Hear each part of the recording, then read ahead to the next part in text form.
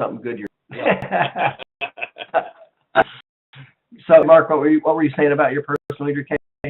Well, I was going to I wanted to go over to an office of this attorney. That it was sort of the case wasn't great. It was maybe a $400 bumper damage. Okay. So I wanted to go over to the attorney's office because for whatever reason, the one in the car had an AOSMI. Is there? Uh-huh. How old was that person? I'd say he is, well, I'll tell you exactly. Just roughly. 30. Okay, go ahead. So the driving had almost nothing happen to him. He had a little bit of damage, but nothing much. Uh-huh. The attorney called me up and said, hey, look, I don't really want to do a meeting, but if you can do it over the phone and tell me some information. So I said, okay. So I started talking to him. Now, have you ever met him before? Before. And had he gone through all the educational presentations, or this was new to him? It was gone through most of it, but at the same time, he put his staff in there mostly. And he went in there? Wasn't in there the whole time. He would go in and out. Okay, so not fully aware of how it all works. Correct. Okay, go. So I was about to basically say he was going to drop the case because it's only a $400 accident. Oh, wow. And that's when I started to explain to him that I explained to him, he asked, well, how could a bumper damage like that? You have two people in the car and only this guy gets it? Right. So that's when I went into George Patton Beautiful. and explained that, and he really got that. Did you also explain, along with the George Patton story, a few injury magnifiers? Yes, he did. Did you understand that? He understood that. And Okay. what's really big on this is he had a case back in about 2011 that very similar, not much damage, blah, blah, blah, but I got up to $300,000 because I showed him some information, too, that explained some of this stuff, but he forgot all about it. Wow. He gets really spizzed today. He was like, whoa. You mean spizzed? What's that mean? I mean, he was excited. After you explained all the diagnostics. Exactly. Uh-huh. Now, the interesting thing is he practices in Dallas only sporadically. He lives in Utah, and he comes in town, and he happened to be in Utah where he's from. He only comes in periodically.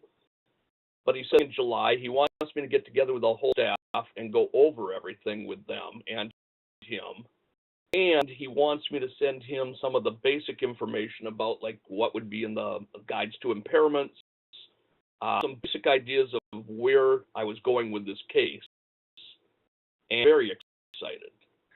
Let me ask you, so you have the LMSI injury, right? Yep. Go into a couple injury magnifiers. Was her joints locked out? It would have been. Because that means it, doesn't it? Yeah, it does. What defenses? Were defenses up? Complete eyes.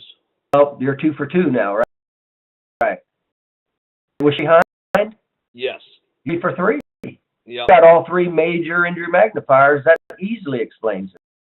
Yep.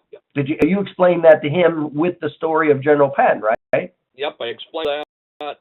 Explained how oftentimes there's, the bumper itself can only absorb up to a certain percentage, and a lot of times it's... So you went into a few more injury magnifiers in addition. Yes. Okay. The stages of anatomical failure, active range of motion, passive joint motion, full energy, that kind of corresponds with the injury magnifiers. No, I did not get a chance to do that because, first off, we were on the phone, and he wasn't even expecting this, so he was ready to go onwards, but he was like, I've got to you. But let me go through a couple of the other, did they have, so you have the impairment, did they have, let's give about a couple tests. Did she have positive foraminal compression? Yeah. Did she have positive Adsons? I should have checked, but I did not get a chance to check that.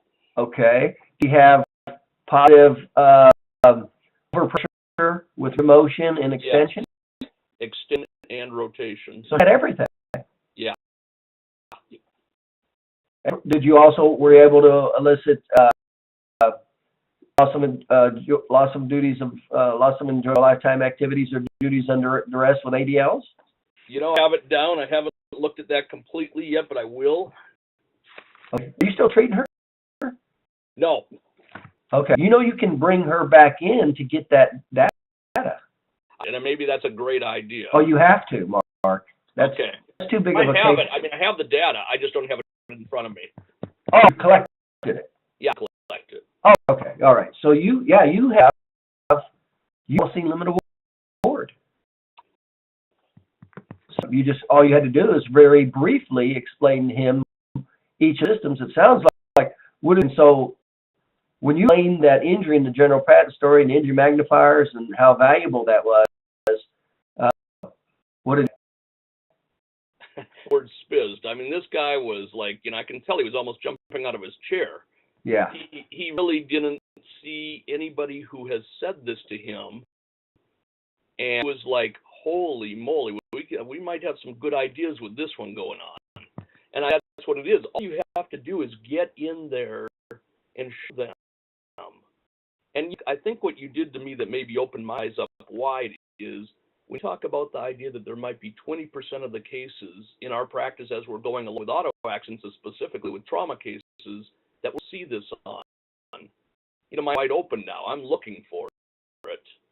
Oh, just LMSI. No. For 80 to 90% of the time, it's sub-threshold altered intersegmental motion. And I nicknamed that myself. I call it AIM because it's under, whatever. Basically, right. It's less than, but still equivalent to a fair amount of percentage there. Right. Look at how much injustice he would have done, set case for penny on the dollar for that client. Or dropping the case. Right. And here with that 30 years old, stuck with a permanent injury the rest of her life. Yep. So I think that everybody has to realize, just go into these attorneys. They don't know this stuff. That's why I keep saying it's wide open. Yeah. Yeah, he needs educational sales presentation. Now you need to take, and every time you go over each one of the topics, you need to use that patient's data into each one of your categories. That's the next step with him to show how it all comes together. Absolutely. That's a very interesting, and that case you just talked about, that's every day. That's right. The cases I keep saying that they have stacks of these cases on their desk. Have a disc injury, don't have a nerve injury, don't have a concussion, and know what to do with them. So they settle for pennies on the dollar, low offers, and everybody loses, especially patients. They walk away with nothing and a permanent injury. Yep. Just to show, I think that it does the dollar amount of injury is to the vehicle. It can happen to anybody at any time.